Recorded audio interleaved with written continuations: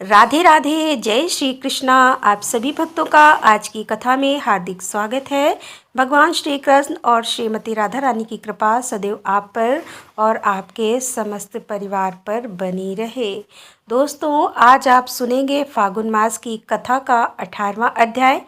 भगवान श्री विष्णु का ध्यान करके आज की पावन कथा का प्रारंभ करते हैं। पुलस्त जी कहते हैं कि अगस्त जी के यह अद्भुत वचन सुनकर श्री रघुनाथ जी ने विस्मय के कारण पुनः उनसे प्रश्न किया कि हे महामुनि, यह वन जिसका विस्तार योजन का था, पशु पक्षियों से रहित, निर्जन, सूना और भयंकर कैसे हुआ? अगस्त जी बोले कि हे राजन, पूर्व काल के सतयुग की बात है। वह स्वतः मनु इस पृथ्वी का शासन करने वाले राजा थे। उनके पुत्र का नाम इवाक था। इवाक बड़े ही सुंदर और अपने भाइयों में सबसे बड़े थे। महाराज उनको बहुत मानते थे। उन्होंने इवाक को भूमंडल के राज्य पर अभिषेचित करके कहा कि तुम पृथ्वी के राजवंशों के अधिपति अर्थात सम्राट बनो। हे रघुनंदन, बहुत अच्छा कहकर इच्छावाकु ने पिता की आज्ञा स्वीकार की। तब वे अत्यंत संतुष्ट होकर बोले कि बेटा, अब तुम दंड के द्वारा प्रजा की रक्षा करो, किंतु दंड का अकारण प्रयोग न करना। मनुष्यों के द्वारा अपराधियों को जो दंड दिया जाता है वह शास्त्रीय विधि के अनुसार उचित अवसर पर प्रयुक्त होने से राजा को स्वर्ग में ले जाता है। इसीलिए महाबाओ, तुम दंड के समुचित प्रयोग के लिए सदा सचेत रहना। ऐसा करने पर संसार में तुम्हारे द्वारा अवश्य परम धर्म का पालन होगा। इस प्रकार एकाग्र चित्र से अपने पुत्र इच्छावाक को बहुत से उपदेश देकर महाराज मनु बड़ी प्रसन्नता के साथ ब्रह्मलोक को सिधार गए। तत्पश्चात राजा इवाक को यह चिंता हुई कि मैं कैसे पुत्र उत्पन्न करूं। इसके लिए उन्होंने नाना प्रकार के शास्त्रीय कर्म, यज्ञ, याग आदि किए और उनके द्वारा राजा को अनेकों पुत्रों की प्राप्ति भी हुई। देव कुमार के समान तेजस्वी राजा इच्छावाकु ने पुत्रों को जन्म देकर पितरों को संतुष्ट किया। हे रघुनंदन, इच्छावाकु के पुत्रों में जो सबसे छोटा था वह गुणों में सबसे श्रेष्ठ था। वह शूर और विद्वान तो था ही, प्रजा का आदर करने के कारण सबके विशेष गौरव का पात्र हो गया था। उसके बुद्धिमान पिता ने उसका नाम दंड रखा और विंध्यागिरी के 2 शिखरों के बीच में उसके रहने के लिए एक नगर दे दिया। उस नगर का नाम मधुमत था। धर्मात्मा दंड ने बहुत वर्षों तक वहां का अंकराज किया। तदंतर एक समय जब चारों ओर चैत्र मास की मनोरम छटा छा रही थी, राजा दंड भार्गव मुनि के रमणी आश्रम के पास गया। वहां जाकर उसने देखा कि भार्गव मुनि की परम सुंदरी कन्या, जिसके रूप की कहीं तुलना नहीं थी, वन में घूम रही थी। उसे देखकर राजा दंड के मन में पाप का उदय हुआ और काम बाण से पीड़ित होकर कन्या के पास जाकर बोला कि हे सुंदरी, तुम कहाँ से आई हो? हे सो भाई, तुम किसकी कन्या हो? मैं काम से पीड़ित होकर तुमसे यह बातें पूछ रहा हूँ। वे बरारोहे, मैं तुम्हारा दास हूँ। हे सुंदरी, मुझ भक्त को अंगीकार करो। अर्जा बोली, राजेंद्र, आपको मालूम होना चाहिए कि मैं भार्गव वंश की कन्या हूँ। पुण्य आत्मा शुक्राचार्य की मैं ज्येष्ठ पुत्री हूँ। मेरा नाम अर्जा है। पिताजी इस आश्रम पर ही निवास करते हैं। हे महाराज, शुक्राचार्य मेरे पिता हैं और आप उनके शिष्य हैं, अतः धर्म के नाते मैं आपकी बहन हूँ। इसीलिए आपको मुझसे ऐसी बातें नहीं करनी चाहिए। यदि दूसरे कोई दुष्ट पुरुष भी मुझ पर कुदृष्टि करे तो आपको सदा उनके हाथ से मेरी रक्षा करनी चाहिए। मेरे पिता बड़े क्रोधी और भयंकर हैं। वे अपने श्राप से आपको भस्म कर सकते हैं। अतः हे नृपश्रेष्ठ, आप मेरे महातेजस्वी पिता के पास जाइए और धर्मानुसार जाने पर वे समूची त्रिलोकी को भी जलाकर खाक कर सकते हैं। दंड बोला, सुंदरी, तुम्हें पा लेने पर चाहे मेरा वध हो जाए अथवा वध से भी महान कष्ट भोगना पड़े, मुझे स्वीकार है। हे भीरू, मैं तुम्हारा भक्त हूँ, मुझे स्वीकार करो। ऐसा कहकर राजा ने उस कन्या को बलपूर्वक बाहुपास में कस लिया। बेचारी अबला उसकी भुजाओं से छूटने के लिए बहुत छटपटा आई, परंतु फिर भी उसने स्वेच्छा अनुसार उसके साथ भोग किया। राजा दंड वहां अत्यंत कठोरता पूर्वक और महाभयानक अपराध करके तुरंत अपने नगर को चल दिया तथा भार्गव कन्या अर्जा दीन भाव से रोती हुई अत्यंत उद्विग्न होकर आश्रम के समीप अपने देवतुल्य पिता के पास आई। उसके पिता अमित तेजस्वी देव ऋषि शुक्राचार्य सरोवर पर स्नान करने गए थे और स्नान करके वे 2 ही घड़ी में शिष्य सहित आश्रम पर लौट आए। आश्रम पर आकर उन्होंने देखा कि अर्जा की दशा बड़ी दयनीय है, वह धूल में सनी हुई है। तुरंत ही सारा रहस्य उनके ध्यान में आ गया। फिर तो शुक्र को बड़ा रोष हुआ। तीनों लोगों को दगत करते हुए अपने शिष्यों को सुनाकर बोले, धर्म के विपरीत आचरण करने वाले अदूरदर्शी दंड के ऊपर प्रज्वलित अग्निशिखा के समान भयंकर विपत्ति आ रही है। तुम सब लोग देखना, वह खोटी बुद्धि वाला पापी राजा अपने देश, भृत्य सेना और वाहन सहित नष्ट हो जाएगा। उसका राज्य 100 योजन लंबा चौड़ा है। उस समूचे राज्य में इंद्रधूल की बड़ी भारी वर्षा करेंगे। उस राज्य में रहने वाले स्थावर जंगम जितने भी प्राणी हैं, उन सबका उस धूल की वर्षा से शीघ्र ही नाश हो जाएगा। जहाँ तक दंड का राज्य है, वहाँ तक के उपवन और आश्रमों में अकस्मात 7 रात तक धूल की वर्षा होती रहेगी। क्रोध से संतप्त होने के कारण इस प्रकार श्राप देकर महर्षि शुक्र ने आश्रमवासी शिष्यों से कहा कि तुम लोग यहाँ रहने वाले सब लोगों को इस राज्य की सीमा से बाहर लेकर जाओ। उनकी आज्ञा पाते ही आश्रमवासी मनुष्य शीघ्रता पूर्वक उस राज्य से हट गए और सीमा से बाहर जाकर उन्होंने अपने डेरे डाल दिए। तदंतर शुक्राचार्य अर्जा से बोले, ओ दैनी बुद्धि वाली कन्या, तू अपने चित्त को एकाग्र करके सदा इस आश्रम पर ही निवास कर।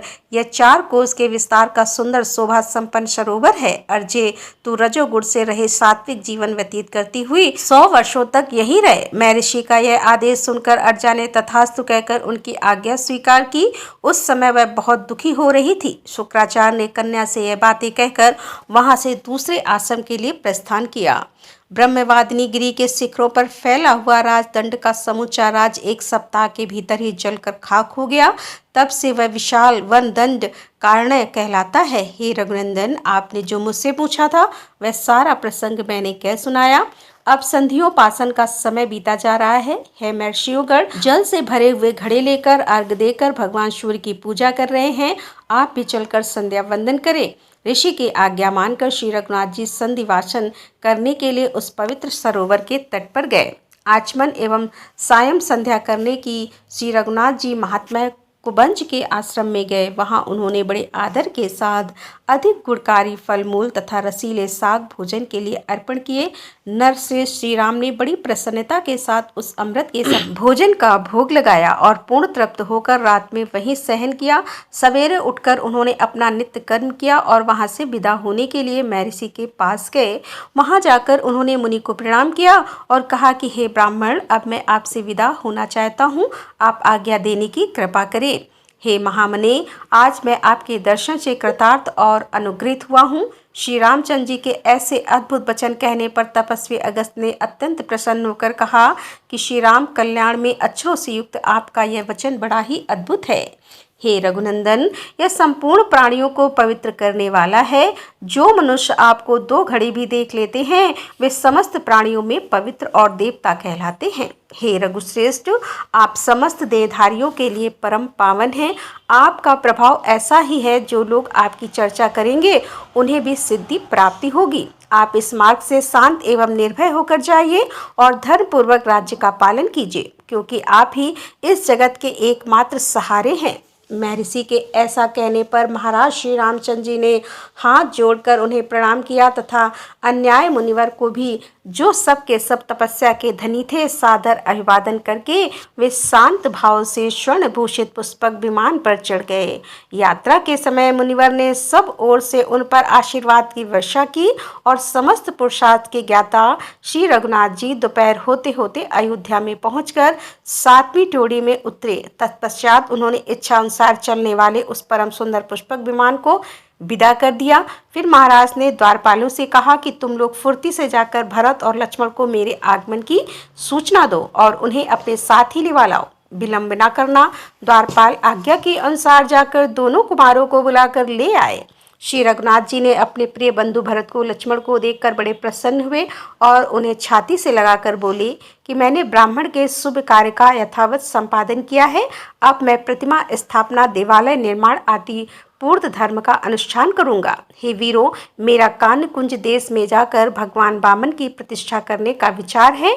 भीष्म जी ने पूछा, ब्रह्मा हरि से श्री रामचंद्र जी ने कान कुंज देश में भगवान श्री वामन की प्रतिष्ठा किस प्रकार की, उन्हें श्री वामन का विग्रह कहाँ प्राप्त हुआ, इन सब बातों का विस्तार के साथ वर्णन कीजिए। हे भगवान श्री रामचंद्र जी के कीर्तन से संबंध रखने वाली कथा बड़ी ही मधुर, पावन तथा मनोरम होती है। आपने जो यह कथा सुनाई है उससे मेरे हृदय और कान को बड़ा सुख मिला है। सारा संसार भगवान श्री राम को प्रेम और अनुराग से देखता है। वे बड़े ही धर्मजीत थे। उस समय सभी वृक्ष फल और रस से भरे रहते थे। पृथ्वी बिना जोते ही अन्न देती थी। उन महात्मा का इस भूमंडल पर कोई शस्त्र नहीं था। अतः हे मुनिवर, मैं उन भगवान श्री रामचंद्र जी का सारा चरित्र सुनाना चाहता हूँ। पुलस्त्य बोले, महाराज, धर्म के मार्ग पर स्थित रहने वाले श्री रामचंद्र जी ने कुछ काल के पश्चात जो महत्वपूर्ण कार्य किया उसे एकाग्र मन से सुनो। एक दिन श्री रघुनाथ जी मन ही मन इस बात का विचार करने लगे कि राक्षस कुल उत्पन्न राजा विभीषण लंका में रहकर सदा ही राज्य करते रहे, उसमें किसी प्रकार का विघ्न बाधा ना पड़े।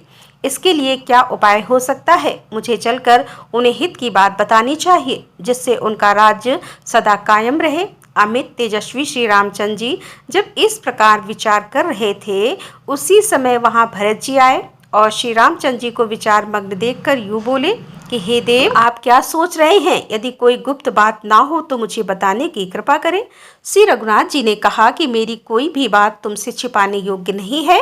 तुम और महायशस्वी लक्ष्मण मेरे बाहरी प्राण हो। मेरे मन में इस समय सबसे बड़ी चिंता यह है कि विभीषण देवताओं के साथ कैसा बर्ताव करते हैं, क्योंकि देवताओं के हित के लिए ही मैंने रावण का वध किया था। इसीलिए हे वत्स, जहाँ विभीषण है वहाँ मैं जाना चाहता हूँ। लंकापुरी को देखकर राक्षस को राज को उनके कर्तव्य का उपदेश करूंगा।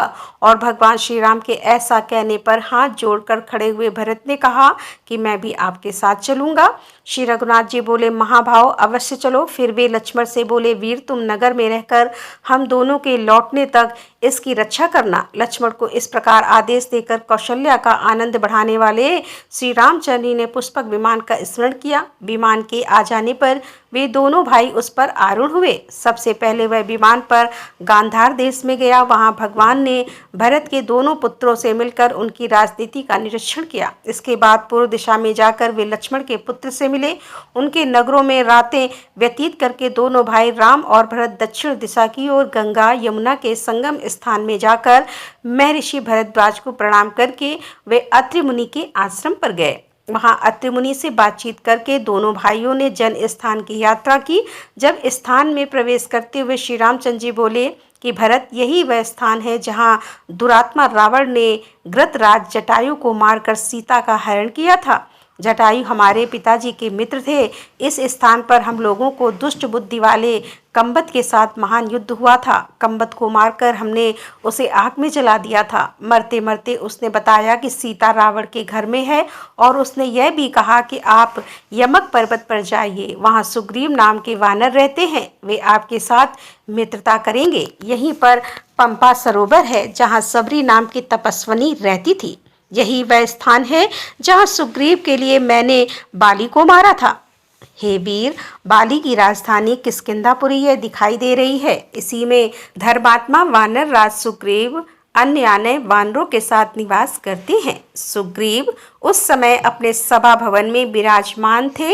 इतने में ही भरत और श्री रामचंद्र जी किष्किंधापुरी में जा पहुंचे। उन दोनों भाइयों को उपस्थित देखकर सुग्रीव ने उनके चरणों में प्रणाम किया। फिर उन दोनों भाइयों को सिंहासन पर बिठाकर सुग्रीव ने अर्घ्य निवेदन किया और साथ ही अपने आप को भी उनके चरणों में अर्पित कर दिया। इस प्रकार जब परम धर्माता श्री रघुनाथ जी सभा में विराजमान हुए, तब अंगद, हनुमान, नल, नील, पाटल और ऋक्षराज, जवान आदि सभी वानर वहां पर सेनाओं सहित आ गए। अद्दरपुर की सभी शर्मा और तारा आदि भी वहां उपस्थित हुई। अनुपम आनंद प्राप्त हुआ। सब लोग भगवान को साधुवाद देने लगे और सब ने भगवान का दर्शन करके प्रेमाश्रम से गदगद होकर उन्हें प्रणाम किया। सुग्रीव जी बोले कि हे महाराज, आप दोनों ने किस कार्य से यहाँ पधारने की कृपा की है, यह शीघ्र ही बताइए। सुग्रीव के इस प्रकार पूछने पर श्री रामचंद्र जी की आज्ञा से भरत ने लंका यात्रा की बात बताई। तब सुग्रीव ने कहा, मैं भी आप दोनों के साथ राक्षस राज विभीषण से मिलने के लिए लंकापुरी में चलूंगा। सुग्रीव के ऐसा कहने पर श्री रघुनाथ जी ने कहा कि चलो। फिर सुग्रीव, श्री राम और भरत तीनों पुष्पक विमान पर बैठे। तुरंत ही वह विमान समुद्र के उत्तर तट पर जा पहुंचा। उस समय श्री राम ने भरत से कहा, यही वह स्थान है जहां राक्षस राज विभीषण अपने 4 मंत्रियों के साथ लेकर प्राण बचाने के लिए मेरे पास आए थे। उसी समय लक्ष्मण ने लंका के राज पर उनका अभिषेक कर दिया था। यहाँ मैं समुद्र के इस पार 3 दिन तक इस आशा में ठहरा रहा कि यह मुझे दर्शन देगा और सागर का पुत्र होने के नाते अपना कुटुंबी समझकर मेरा कार्य करेगा, किंतु तब तक इसने मुझे दर्शन नहीं दिया।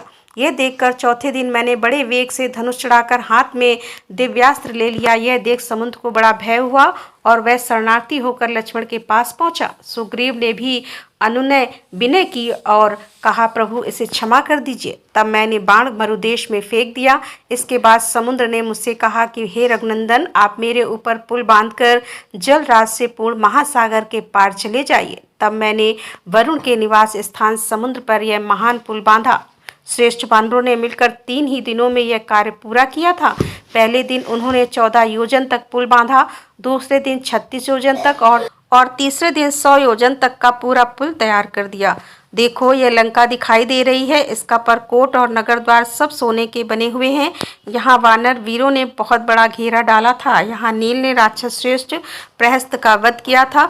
इसी स्थान पर हनुमान जी ने ध्रुव को मार गिराया था। यही सुग्रीव ने महोदर और अतिकाय को मौत के घाट उतारा था। इसी स्थान पर मैंने कुंभकर्ण को और लक्ष्मण ने इंद्रजीत को मारा था तथा यही मैंने राक्षस राज दशग्रीव अर्थात रावण का वध किया था। यहाँ लोग पितामह ब्रह्मा जी मुझसे वार्तालाप करने के लिए पधारे थे। उनके साथ पार्वती सहित त्रिशूलधारी भगवान शंकर भी थे। हमारे पिता महाराज दशरथ भी स्वर्गलोक में यहाँ पधारे थे। जानकी को चाहने वाले उन सभी लोगों के समझ सीता ने इस स्थान पर अग्नि में प्रवेश किया था और वे सर्वदा शुद्ध प्रमाणित हुई थी। लंकापुरी के अष्टदाता देवताओं ने भी सीता की अग्नि परीक्षा ली थी। पिताजी की आज्ञा से मैंने सीता को स्वीकार किया। उसके बाद महाराज ने मुझसे यह कहा कि बेटा, अब अयोध्या को आओ। श्री रामचंद्र जी अब इस प्रकार बात कर रहे थे कि पुष्पक विमान वहीं ठहरा रहा। उसी समय प्रधान राक्षसों से वहां उपस्थित थे। तुरंत ही विभीषण के पास जाकर बड़े हर्ष में भरकर निवेदन किया कि राक्षस राज सुग्रीव के साथ भगवान श्री रामचंद्र जी पधारे हैं और उनके साथ उन्हीं किसी आकृति वाले एक सुंदर पुरुष भी हैं। श्री रामचंद्र जी नगर के समीप आ गए। यह समाचार सुनकर विभीषण ने प्रिय संवाद सुनाने वाले उस दूत का विशेष सत्कार किया तथा उन्हें धन देकर उनके सभी मनोरथ पूर्ण किए। फिर लंकापुरी को सजाने की आज्ञा देकर वे मंत्रियों के साथ बाहर निकले। मेरु पर्वत पर उदित हुए सूर्य की भांति भगवान श्री राम को विमान पर बैठे देखकर विभीषण ने उन्हें साष्टांग प्रणाम किया और कहा कि भगवान, आज मेरा जन्म सफल हुआ। मेरे सभी मनोरथ पूर्ण हो गए क्योंकि आज मुझे आपके विश्ववत चरणों का दर्शन मिला है। इस प्रकार श्री रघुनाथ जी का अभिवादन करके वे भरत और सुग्रीव से भी गले लगाकर मिले और तदंतर उन्होंने स्वर्ग से भी बढ़कर सुशोभित लंकापुरी में सबको प्रवेश कराया और सब प्रकार के रत्नों से सुशोभित रावण के जगमगाते हुए भवन में उन्हें ठहराया। जब श्री रामचंद्र जी आसन पर विराजमान हो गए तब विभीषण ने अर्घ निवेदन करके हाथ जोड़कर सुग्रीव और भरत से कहा कि यहाँ पधारे हुए भगवान श्री राम को भेंट करने योग्य कोई वस्तु मेरे पास नहीं है। यह लंकापुरी तो स्वयं भगवान ने ही त्रिलोकी के लिए कष्ट रूपी पापी शत्रुओं को मारकर मुझे प्रदान की है और यह पुरी ही नहीं, यह स्त्री, वे पुत्र तथा स्वयं मैं, यह सब कुछ भगवान की सेवा में अर्पित है। हे भगवान, आपको नमस्कार है, आप इसे स्वीकार करें। तदंतर राजा विभीषण का मंत्रिमंडल और लंका के निवासी श्री रामचंद्र जी के दर्शन के लिए उत्सुक होकर वहां आए। विभीषण से बोले कि हे प्रभु, हमें श्री रामचंद्र जी का दर्शन करा दीजिए। विभीषण ने महाराज श्री रामचंद्र जी से उनका परिचय कराया और श्री राम की आज्ञा से भरत ने उन राक्षस पतियों के द्वारा भेंट में दिए हुए धन और रत्न राशि को ग्रहण किया। इस प्रकार राक्षस राज के भवन में श्री रघुनाथ जी ने 3 दिन तक निवास किया और चौथे दिन जब श्री रामचंद्र जी राजसभा में विराजमान थे, राजमाता कैकेयी ने विभीषण से कहा कि बेटा, मैं भी अपनी बहुओं के साथ चलकर श्री रामचंद्र जी का दर्शन करूंगी। तुम उन्हें सूचना दे दो। यह महाभाग श्री रघुनाथ जी 4 मूर्तियों में प्रकट हुए। सनातन भगवान श्री विष्णु हैं तथा परम सौभाग्यवती सीता साक्षात लक्ष्मी है। तुम्हारा बड़ा भाई उनके स्वरूप को नहीं पहचान पाया। तुम्हारे पिता ने देवताओं के सामने पहले ही कह दिया था कि भगवान श्री विष्णु रघुकुल में राजा दशरथ के पुत्र रूप से अवतार लेंगे और वे ही 10 गुनाह का विनाश करके। विभीषण बोले, माँ, तुम भी श्री रघुनाथ जी के समीप अवश्य जाओ, मैं पहले जाकर उन्हें सूचना देता हूँ। कहकर विभीषण जहाँ श्री रामचंद्र जी थे वहाँ गए और वहाँ भगवान का दर्शन करने के लिए आए हुए सब लोगों को विदा करके उन्होंने सभा भवन को सर्वदा एकांत बना दिया। फिर श्री राम के सम्मुख खड़े होकर कहा, महाराज मेरा निवेदन सुनिए। रावण को, कुंभकर्ण को तथा मुझको जन्म देने वाली मेरी माता कैकसी आपके चरणों का दर्शन करना चाहती है, आप कृपा करके उसे दर्शन दे। श्री रामचंद्र जी ने कहा, राक्षस राज, तुम्हारी माता मेरी भी माता ही है। मैं माता का दर्शन करने की इच्छा से स्वयं ही उनके पास चलूँगा, तुम शीघ्र मेरे आगे आगे चलो। ऐसा कहकर वे सिंहासन से उठे और चल पड़े। कैकसी के पास पहुंचकर उन्होंने मस्तक पर अंजलि बांधकर उसे प्रणाम करते हुए कहा, देवी मैं आपको प्रणाम करता हूँ। मित्र की माता होने के नाते आप मेरी धर्मत माता हैं। जैसे कौशल्या मेरी माता है उसी प्रकार आप भी हैं। कैकसी बोली, बस तुम्हारी जय हो, तुम चिरकाल तक जीवित रहो। वीर, मेरे पति ने कहा था कि भगवान श्री विष्णु देवताओं का हित करने के लिए रघुकुल में मनुष्य रूप में अवतार लेंगे। वे रावण का विनाश करके विभीषण को राज्य प्रदान करेंगे। वे दशरथ नंदन श्री राम बालिका वध और समुद्र पर पुल बांधने आदि का कार्यों भी करेंगे। इस समय स्वामी के वचनों का स्मरण करके मैंने तुम्हें पहचान लिया है। सीता लक्ष्मी है, तुम श्री विष्णु हो और वानर देवता। अच्छा बेटा, तुम्हें अमर यश प्राप्त हो। विभीषण की पत्नी शर्मा ने कहा कि हे भगवान, यही अशोक वाटिका में आपकी प्रिया श्री जानकी देवी की मैंने पूरे 1 वर्ष तक सेवा की थी। वे मेरी सेवा से यहाँ सुखपूर्वक रही हैं, पर तब मैं प्रतिदिन श्री सीता के चरणों का स्मरण करती हूँ और रात दिन यही सोचती रहती हूँ कि कब उनका दर्शन होगा। आप श्री जनक नंदिनी को यहाँ साथ क्यों नहीं लेते आए? उनके बिना अकेले आपकी शोभा नहीं हो रही है। आपके निकट सीता शोभा पाती है। और सीता के समीप आप जब शर्मा इस प्रकार बात कर रही थी उस समय भरत मन ही मन सोचने लगे कि यह स्त्री कौन है जो श्री रघुनाथ से वार्तालाप कर रही है। श्री रामचंद्र जी भरत का अभिप्राय ताड़ गए। वे तुरंत ही बोले, यह विभीषण की पत्नी है, इनका नाम शर्मा है, यह सीता की प्रिय सखी है, वे इन्हें बहुत मानती हैं। इतना कहकर वे शर्मा से बोले, कल्याणी अब तुम भी जाओ और अपने पति के गृह की रक्षा करो। इस प्रकार सीता की प्यारी सखी शर्मा को विदा करके श्री राम ने विभीषण से कहा कि निष्पाप विभीषण, तुम सदा देवताओं का प्रिय करना, कभी उनका अपराध न करना। तुम्हें देवराज की आज्ञा के अनुसार ही चलना चाहिए। यदि लंका में किसी तरह कोई मनुष्य चला आए तो राक्षसों को उसका वध नहीं करना चाहिए, वरना मेरी ही बात उसका स्वागत सत्कार करना चाहिए।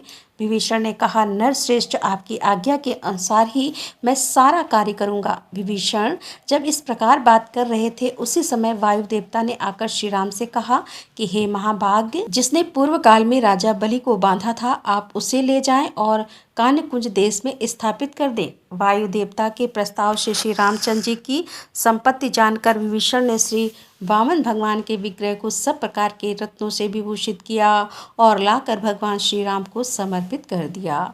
फिर उन्होंने इस प्रकार कहा कि हे रघुनंदन, जिस समय मेघनाद ने इंद्र को परास्त किया था उस समय विजय चिन्ह के रूप में वह इस वामन मूर्ति को इंद्रलोक से उठा लाया था।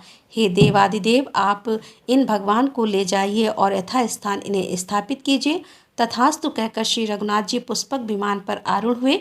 उनके पीछे असंख्य धन रत्न और देवश्रेष्ठ वामन जी को लेकर सुग्रीव और भरत भी विमान पर चढ़े। आकाश में जाते समय श्री राम ने विभीषण से कहा, तुम यहीं रहो। यह सुनकर विभीषण ने श्री रामचंद्र से कहा कि प्रभु, आपने मुझे जो जो आज्ञा दी है उन सब का मैं पालन करूंगा। परंतु महाराज, इस सेतु के मार्ग से पृथ्वी के समस्त मानव यहाँ आकर मुझे सताएंगे। ऐसी परिस्थितियों में मुझे क्या करना चाहिए?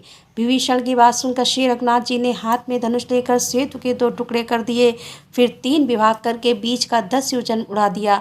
इसके बाद एक स्थान पर 1 योजन और तोड़ दिया। तदंतर बेलावन अर्थात वर्तमान रामेश्वर क्षेत्र में पहुंचकर श्री रामचंद्र जी ने श्री रामेश्वर के नाम से देवादिदेव महादेव जी की स्थापना की तथा उनका विधिवत पूजन किया। राधे राधे, जय श्री कृष्णा। आज की कथा का यहीं पर समापन करती हूँ। इसके आगे का वृतांत आप कल की कथा में सुनेंगे। तो मिलते हैं इसके आगे की कथा लेकर। तब तक के लिए राधे राधे, जय श्री कृष्णा, हर हर महादेव, जय भोलेनाथ की।